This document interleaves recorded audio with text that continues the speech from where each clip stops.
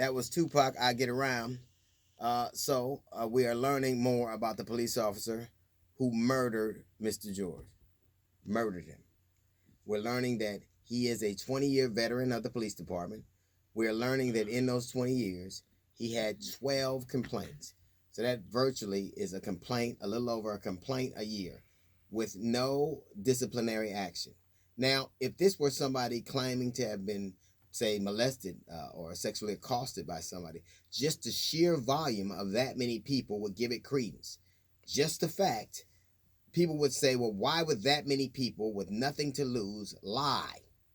Why would that many people with nothing to gain lie? If it were any other situation other than a police officer, if it were somebody being involved, like I said, if it were a Me Too situation, if somebody had been involved in criminal activity, that the sheer volume of the complaints, the sheer volume of them, 12 in that shorter span of time, would give it credence to the point of accepting it as truth. If 12 women said this, different women said this guy did this thing, that would be all you needed as a society to give those complaints credence. Now, this officer had 12 complaints in 20 years and not one disciplinary action.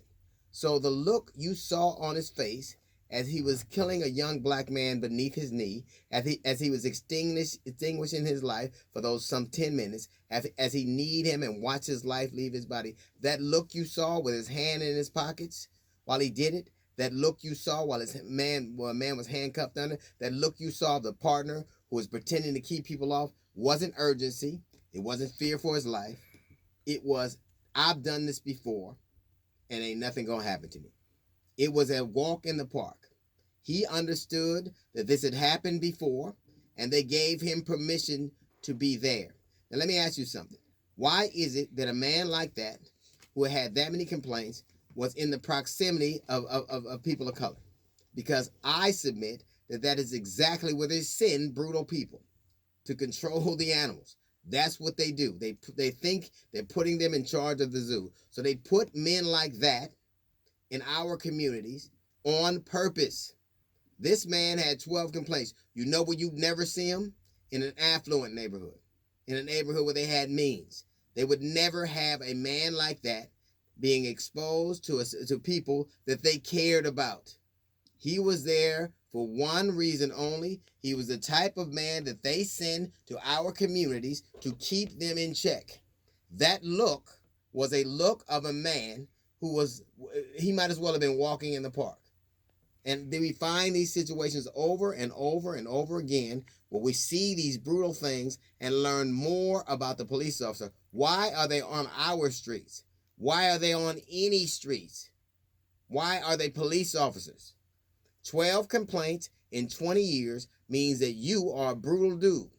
And like I said earlier, if that were the Me Too movement or any other complaint, if 12 people leveled those complaints against anybody else in any other situation, the sheer volume of those people would give it credence. They would say, yeah, this must be true. He was put, they knew what he was, they knew what he would do. They knew that he was a powder keg waiting to happen.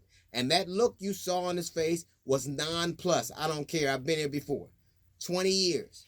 I've seen a million of them. I've done it all the time. Nothing's ever happened to me. I know how to do it.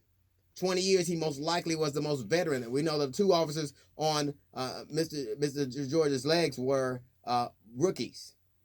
So he was the senior officer of the scene. He was teaching them what to do. They understood their place. It starts with the people who allowed him to stay on that job, who assigned him that job, who let him be in our proximity. If you have a man like that, if he shouldn't be allowed to be a police officer, but he shouldn't be on the streets, and he particularly shouldn't be on our streets. Give him desk duty if he has an affinity for the uniform. You are as responsible as anybody else. Whoever let that man stay in that uniform and patrol our streets has as much blood on his hands as that man who extinguished his life. Because we find this over and over again. When these incidents happen, you look in those men's history and you will see incidents that let you know that this wasn't an anomaly. This wasn't an isolated incident. This wasn't a one-time thing. This was inevitable. This was bound to happen. That man should never have been a police officer in our community. Police officers should be ashamed that a man like that exists, that a man like that has the same vocation as they do. That was whoever decided that that man deserved to wear that uniform, whoever decided that that man deserved to patrol our streets,